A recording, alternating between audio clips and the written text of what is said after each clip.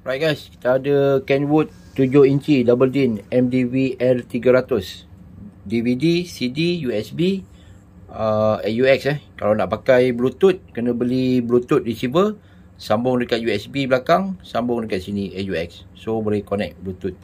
Boleh beli Bluetooth receiver lah, nak murah ke mahal ke.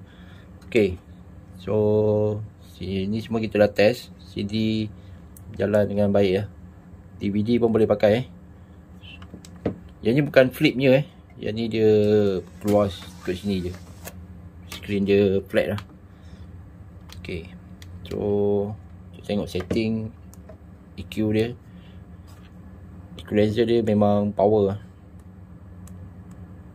Boleh set sendirilah, macam-macam boleh set. Okay guys, mana berminat boleh roger guys.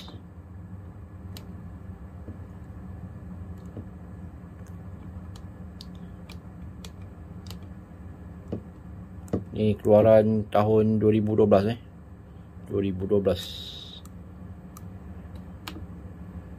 Okay guys, FM radio Japan Kalau nak FM Malaysia kena tambah FM converter lah. Okay, SD card USB. SD card ada dekat sini Dia buka tepi. Okay.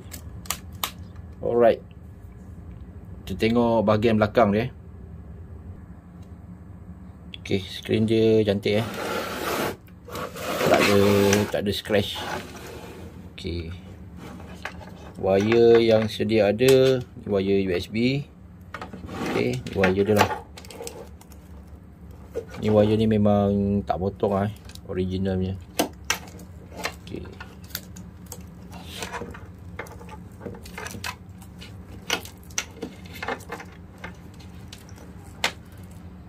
wire speaker semua dekat sini guys.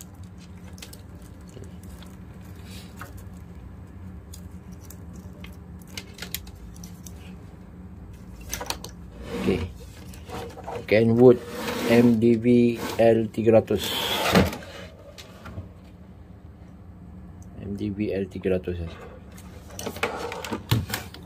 Okay, peminat boleh roger guys.